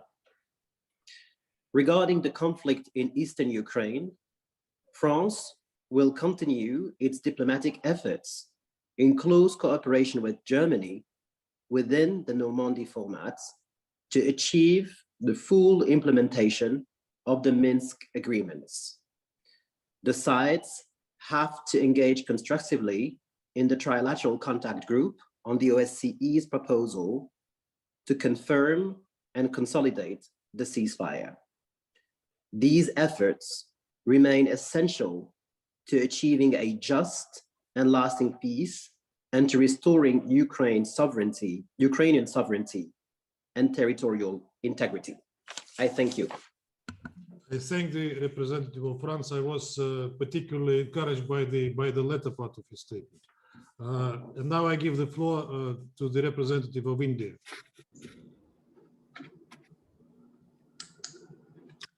Mr. Chairman, we thank the Russian Federation for organizing this meeting today. We would also like to thank the briefers. My remarks today will be brief. At the outset, allow me to place on record our reservations on this format of the meeting, as it has been misused in recent past. Normally, issues are taken up for consideration by the UN Security Council only if they have ramifications for international peace and security. There are others which need to be discussed in a bilateral or even a plurilateral context. India has always advocated political and diplomatic solutions that protect the legitimate interests of all countries in the region and ensure long-term peace and stability in Europe and beyond. The path forward can only be through peaceful dialogue for a lasting solution acceptable to all concerned. To conclude, we urge all parties to continue to engage through all channels of dialogue. I thank you, Mr. Chairman. I thank the representative of India. And now I give the floor to the representative of Estonia. Thank you. We strongly condemn the hypocrisy of the Russian propaganda that continues exploiting the tragedy in Odessa to incite hostility, division, and hatred. The Russian Federation deliberately diverts attention of the international community from Russia's armed aggression led against Ukraine since 2014. Victims of Odessa's tragedy 7 years ago paid the ultimate price for Russia's massive provocations and military activities against Ukraine. The Novorossiya project is dead, but it caused deaths of thousands of innocent people who believed in it and fought for the idea because of Russian propaganda. We strongly condemn Russia's illegal annexation of the Autonomous Republic of Crimea and the city of Sevastopol, and its aggression towards the certain parts of Luhansk and Donetsk regions of Ukraine. Russia's actions are clearly of global concern and in violation of international law, including the UN Charter, and contrary to the Helsinki Final Act. Moreover, it is a stark manifestation of Russian chauvinism, a special form of Nazism, Russia's obsession with Ukraine that led to attacks on European soil, killing innocent people. As we saw during March 12th high-level Arria Formula meeting on Crimea hosted by Estonia and with 23 co-sponsors and from several GA resolutions adopted since 2014. Ukraine has the full support of the international community in defending its sovereignty and territorial integrity within its internationally recognized borders. We urge Russia to stop politicizing human tragedies and as a party and instigator of the conflict, to admit its responsibility for stabilizing Ukraine, start immediately implementing its commitments under the Minsk agreements that Russia breaches on a regular basis since adoption, and proceed to a peaceful resolution of the conflict it had initiated in 2014. Furthermore, Russia must stop human rights violations immediately. All persons illegally detained must be released, and international human rights monitoring mechanism, including the Red Cross and non-governmental organizations, must be given access to the annexed and occupied territories. We call on Russia, instead of attacking Ukraine, to focus on the worrisome developments in their own country regarding the massive surge of nationalism, neo-nazism, and neo-Stalinism. I thank you. I thank the representative of Estonia. Now I give the floor to the representative of the United States. Thank you. Let us all be clear about why we are here today. Russia continues to misuse its Security Council seat by convening events on Ukraine as part of Russia's broader disinformation campaign. Russia aims to weaponize history, distorting and obfuscating Russia's. We all know the playbook that Russia unleashes on its perceived enemies to undermine their democratic practices and economic prosperity.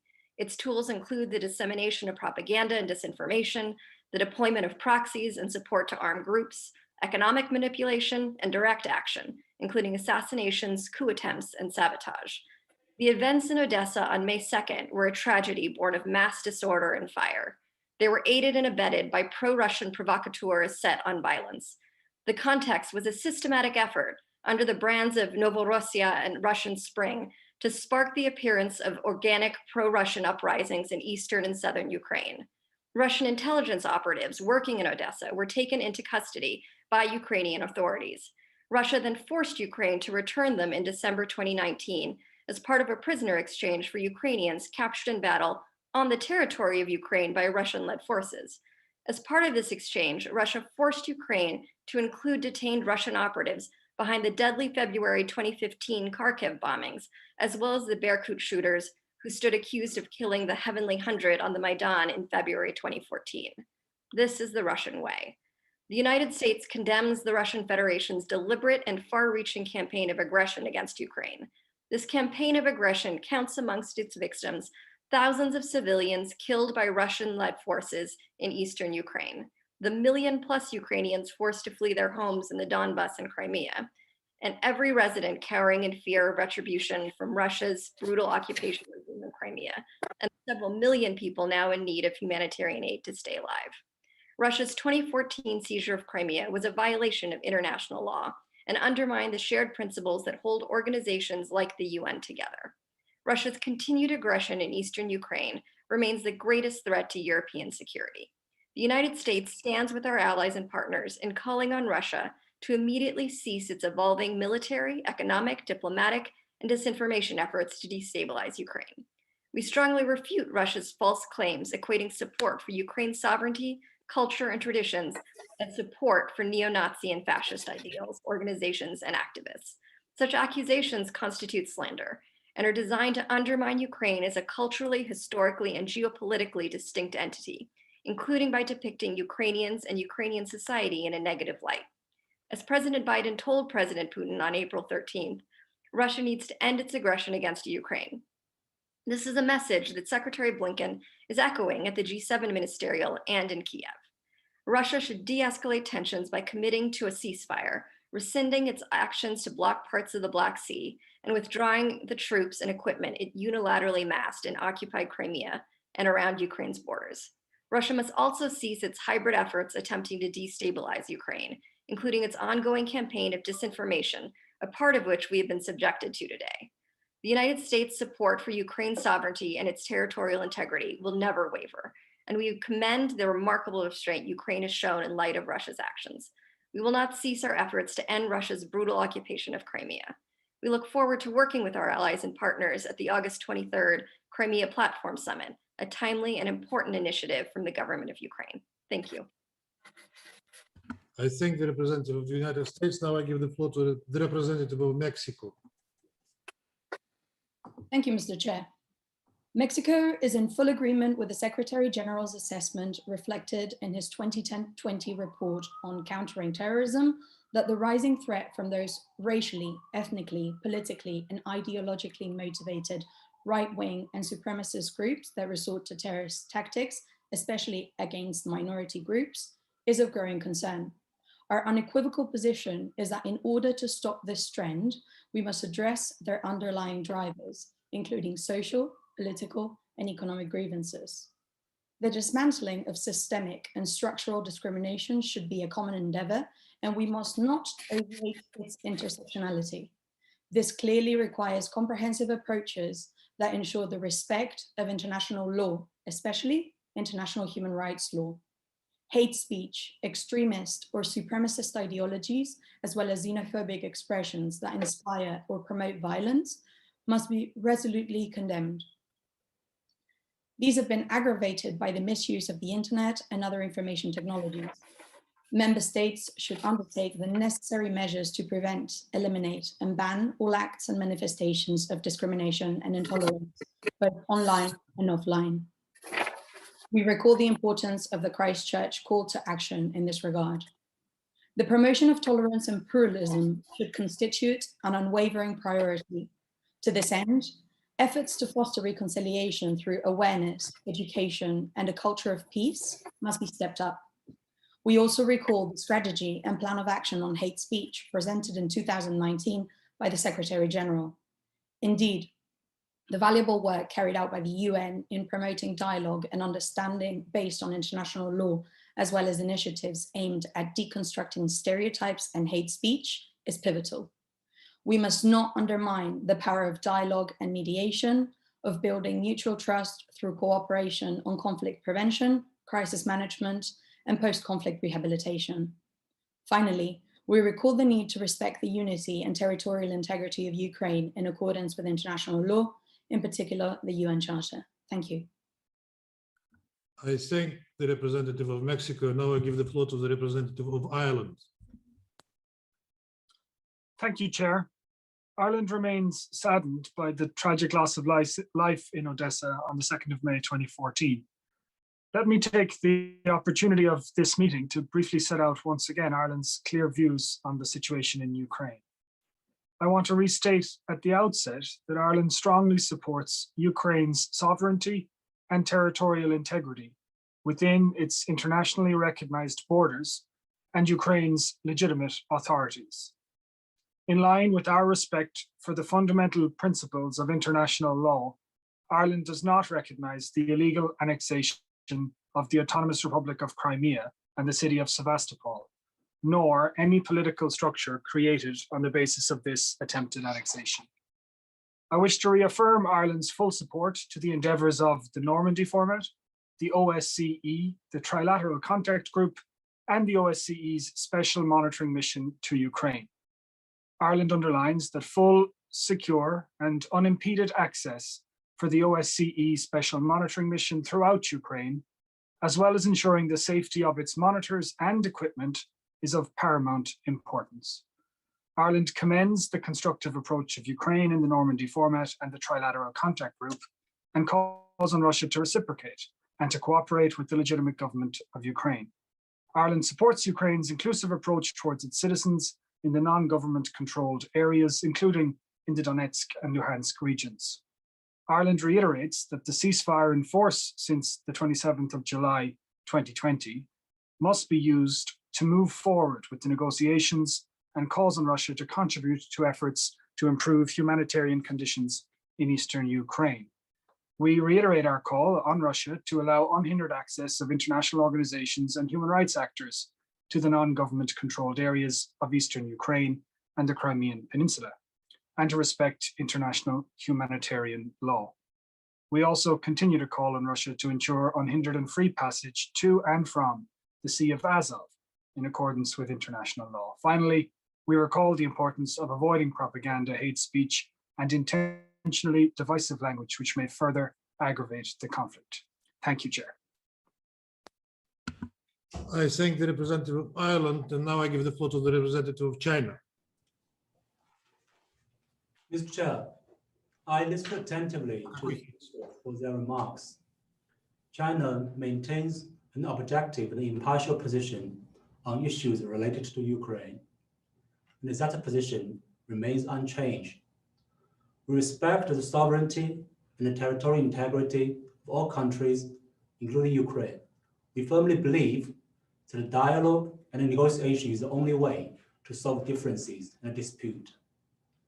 The violence took place in Odessa 7 years ago, resulted in many casualties. It was truly an unfortunate tragedy. Every effort should be made to ensure such a tragedy will never happen again, and those responsible for this tragedy are brought to justice. Mr. Chair, the UN-centered international system established after World War II, with the tremendous losses of tens of millions of lives in the fight against Nazism and militarism. No one should be allowed to challenge, rewrite, or misrepresent the outcome of World War II.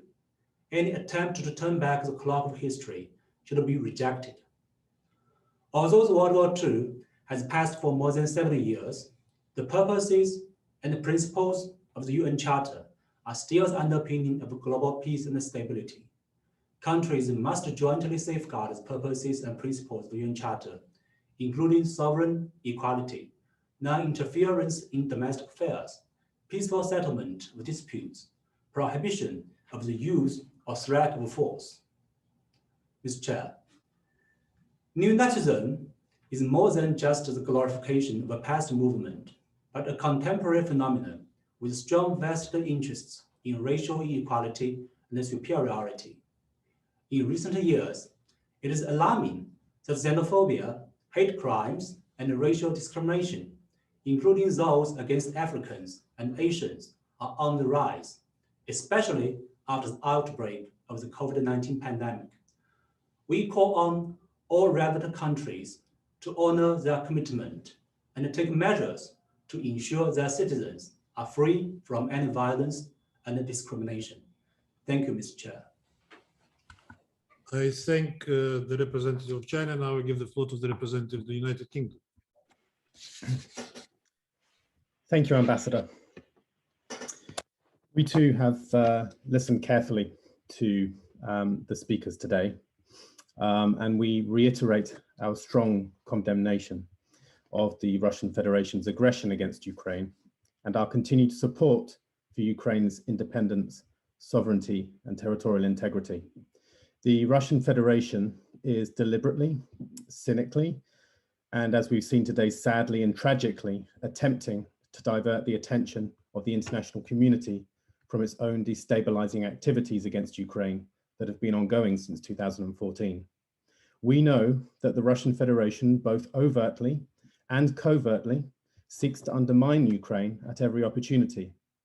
Exaggerating the strength and influence of far-right groups in Ukraine is simply another example of the Russian government's persistent use of disinformation as a tool to destabilize its perceived enemies. If, as the Russian Federation claims, it truly cares about the people of Donbass, it should end the fighting that it instigated and continues to fuel, withdraw its military personnel and weapons, cease its support for the armed formations it backs, and abide by the commitments of the Minsk agreements it signed up to. What the Russian Federation has done and continues to do there breaches its obligations under international law and presents a serious challenge to the international rules-based order. The United Kingdom commends Ukraine's restraint in the face of the Russian Federation's aggressive actions and rhetoric. The UN Human Rights Monitoring Mission in Ukraine report and work with Ukraine to reduce human rights violations and abuses. We welcome Ukraine's commitment to cooperating with international human rights institutions to take action against racially motivated hate crimes and addressing any reports of violent extremism and hate crime. We remain resolute in support of the rules-based international system, which the Russian Federation continues to flout and undermine. The United Kingdom urges the Russian Federation to halt its reckless and destabilizing activity and to engage as a responsible global actor. We and others know what the Russian state is doing. The Russian state knows what it is doing, and we urge it to stop. It will not succeed. Thank you, Ambassador. I thank the representative of the United Kingdom. Now I give the floor to the representative of Norway. Thank you, and thank you to the speakers for sharing their stories. At the outset, allow me to reiterate Norway's strong support for Ukraine's sovereignty and territorial integrity, including the Crimean Peninsula and the adjoining territorial waters. We call on Russia to respect the sovereignty and the territorial integrity of Ukraine within its international recognized borders. We urge Russia to uphold these fundamental principles, principles that it has itself invoked many times in the Security Council. Russia again seeks to promote its own false narrative about Ukraine. The concept paper for today's meeting is yet another example of this. We call on Russia to stop politicizing on the tragic event in Odessa. We regret this attempt to divert the attention of the international community from Russia's ongoing destabilizing activities against Ukraine. Norway does not and will not recognize Russia's illegal annexation of Crimea and the city of Sevastopol, and calls on Russia to reverse this act. Russia's illegal annexation is a blatant violation of international law. Our non-recognition policy and restrictive measures against Russia will remain in place until Russia fully reverses its illegal annexation. Thank you. I thank the representative of Norway. Now I give the floor to the ambassador of Belarus. Thank you very much, Mr. President. I thank you for convening this meeting on the tragic events that took place 7 years ago in Odessa. I also thank participants and immediate witnesses of those tragic events for their stories. Belarus, unfortunately, has a very strong historical memory. As the country that suffered the most from the atrocities of the Nazis during World War II, as the country with its own very tragic history of villages and cities burned by the Nazis during the occupation, often with people who lived there. And of course, the most important, those villages and small towns, is the village of Khatyn. We are extremely sensitive, therefore, to mass atrocities against humanity. And what happened in Odessa on May 2nd, 2014 is exactly that, a mass atrocity against humanity. People in the trade union building were burned alive. Dozens of innocent people became victims of atrocities in an ugly and disgusting crime committed by nationalist radicals. There was no aggression coming from the victims. There was no incitement from their side. And this massive homicide is therefore shocking. Numerous appeals for a thorough investigation have been ignored for 7 years already. This issue has been repeatedly raised in different international and regional organizations, including the OSCE, but killers and criminals have never been brought to justice. All relevant actions and all proposals and decisions as proposed in the OSCE were simply blocked.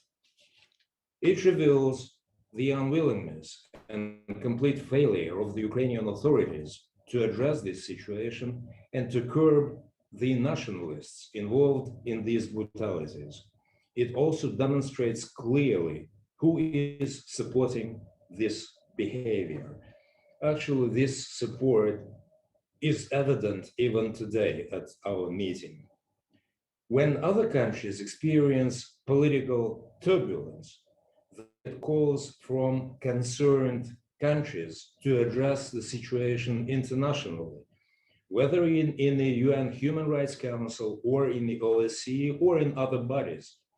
If this is not a show, a demonstration of double standards, let someone please explain to me the meaning of this notion. We mourn for all victims of the Odessa tragedy. We demand full and thorough investigation of those tragic events. Killers and criminals must be brought to justice and must be punished. I thank you. I thank Ambassador of Belarus. Now I give the floor to the representative of Syria.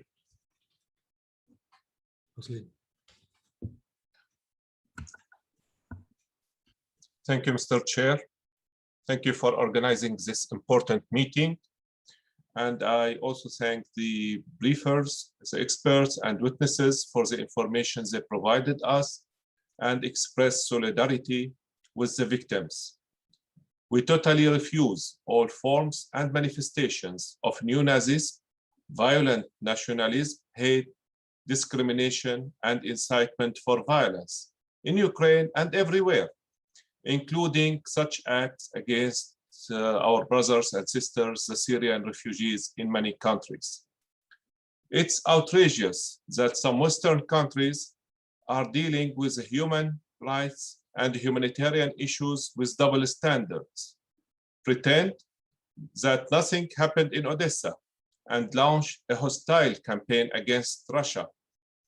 We call on these countries to stop this behavior that violates the values of the United Nations Charter and threaten international peace and security. Mr. Chair, every day we hear some Western countries calling for accountability here and there. So why they ignore the accountability for the victims of neo-Nazism and violent nationalism in Ukraine? It proves the behavior and the policies of double standards that they adopt in their foreign policies. I thank you, Mr. Chair. I thank the representative of Syria, and that brings me to a close of those members of the United Nations that wanted to take the floor today. And you know, I was listening carefully, of course, first of all, to the briefers, and secondly, to the countries that wanted to make statements. And I easily recognize the same narrative that some of these countries produce all the time. I do not think that it is appropriate for me today to engage with them in a dialogue and debate that we've been holding for quite a while. But what makes me unhappy that they won't hear to the witnesses that give their first-hand testimony on what really has happened in Ukraine in 2014 and what is happening there today. And I think that more than me, those briefers, our briefers, deserve to comment on what they heard today at today's meeting. And I would like to give the floor first to Rostislav Ishchenko.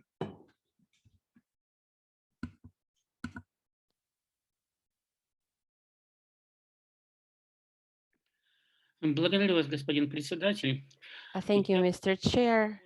I'd like to use the terms of the esteemed representatives of the United States and say that everybody knows that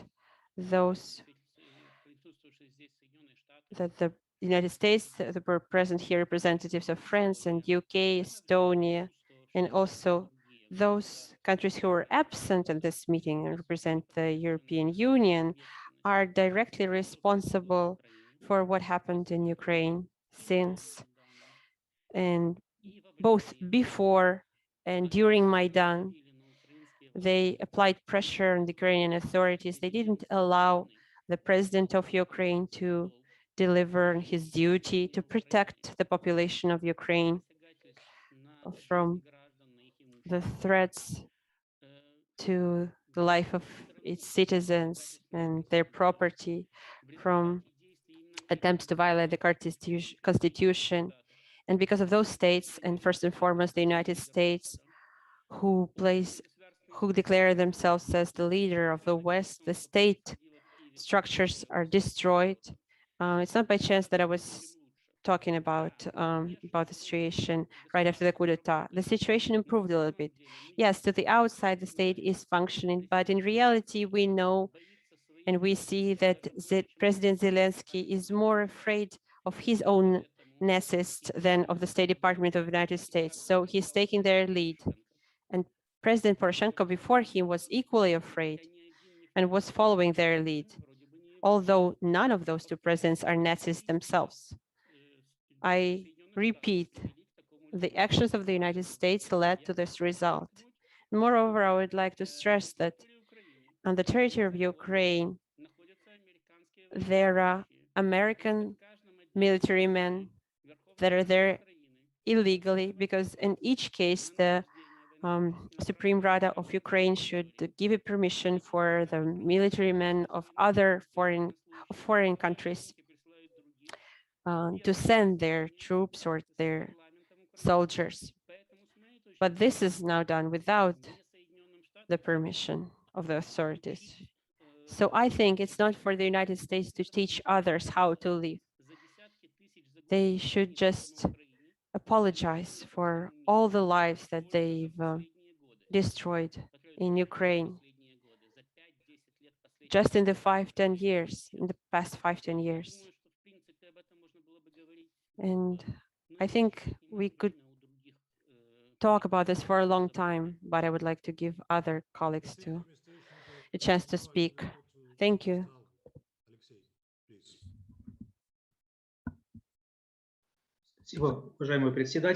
Thank you, Chair. The representative of the Estonian mission has raised a very important issue that the whole world today continues to support Ukraine.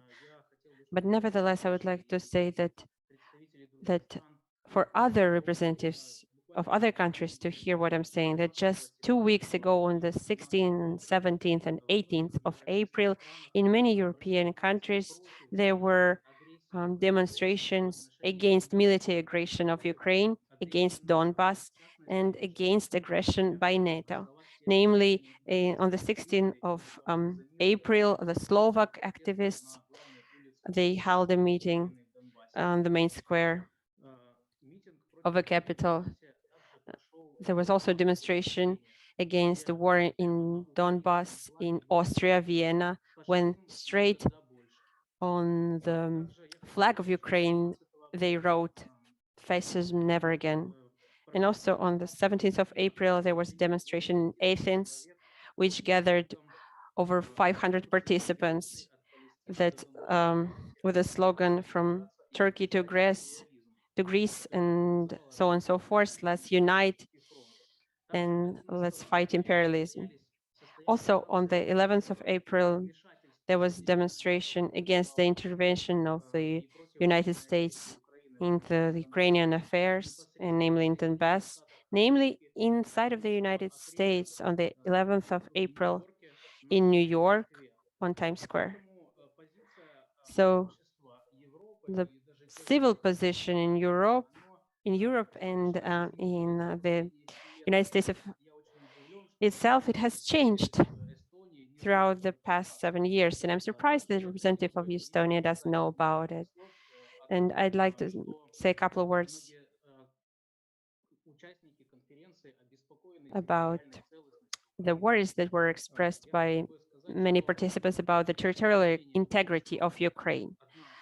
I'd like to say that many accusations that one of the political parties that are fighting in Ukraine wants to destroy the Ukrainian integrity, it is unbiased, unbased. When I was the deputy of the regional council on the 3rd of March of 2014, during one of the sessions of the regional council in Odessa, I have put a question about holding a referendum on establishing an autonomy within Ukraine. So I'd like to say that it was within the Ukraine. Even though there was a coup d'etat,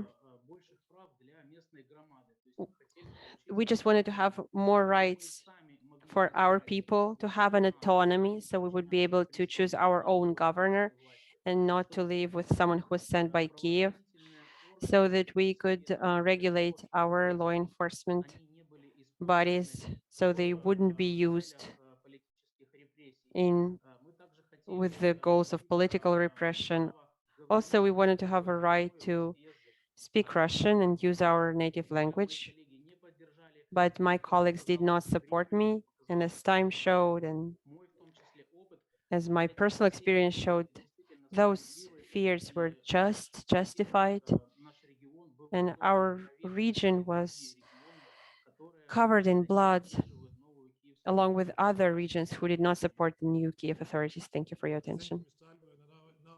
To Mr. Kirichuk. Ваше превосходительство, как гражданин Украины. Chair, as a citizen of Ukraine, as a representative of a mass civil movement of Ukrainian citizens, I also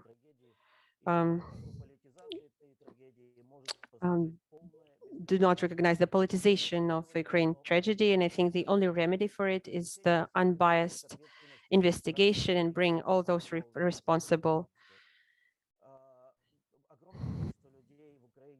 And a large number of people in Ukraine, they're looking up to the representatives of Germany and France. We wanted them to apply some political pressure on the authorities in order to have a complete investigation and to bring everyone to accountability. Thank you. I think, Mr. Kirichuk, if no other briefers would like to take the floor, I would ask them whether you want to say a few words in the end. Anna, вы желаете сказать что-нибудь? Подытоживая. Anna, maybe you want to say a couple words?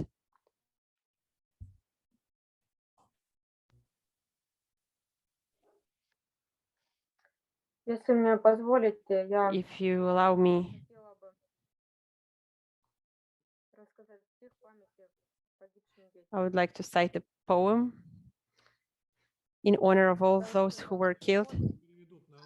It'll be hard to be interpreted into Russian. It's our pain, our common pain of all the mothers and of all the citizens of Donbass. And we don't want that to continue. Пусть я буду последним May I be the last child маму война, that the war stole from my mother. как иконка. My photo is an icon. I'm not afraid. I'm not alone here. Со мной рядом из горла секира, There are еще дядя, other с детьми, people beside me. Василий и Ира. Ira and Vasily from Slavyanka. We're 1,000 here. We're angels. За что нас убили? I don't know why we were killed.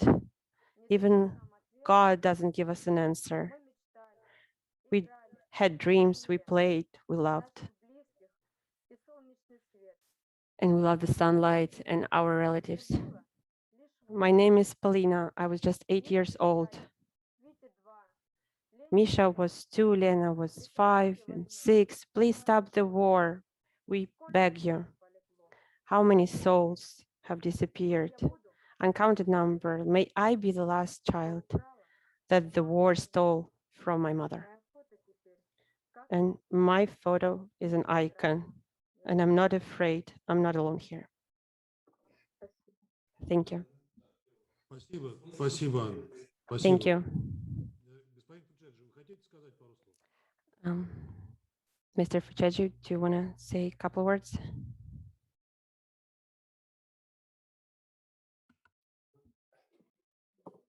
Алло, Hello. алло. Уважаемые господа, Ladies and gentlemen, we should look deeper. When did it all begin? How they happened in Ukraine? All this Crimean story, how did it happen? After Shevchenko's event, there were people who were unarmed. They were coming from Kiev that took place in demonstrations in support of the authorities. the authorities that were at power at that point. And after Shevchenko, and radicals killed 7 unarmed people that were going along this highway for no reason. Through the windows, through the bus windows, they just shot them. And 7 cadavers came back to Crimea. And this is the thing that actually aroused those rage in the crowds. And the tragedy in Odessa is another event that was set up by the government. 3 days after the tragedy at the Kulikovo Pole field, after people were burnt alive, he came out and he said, and I can smell the fresh smell of Banderovets. This is, and this he was saying, basically staying at the bones of people who died. And then there was Donetsk, who saw that it had no chance that they would be burned alive. So that's when they came to arms. This whole situation can be assessed, and there are documents that prove this. You don't want to see, you don't need that.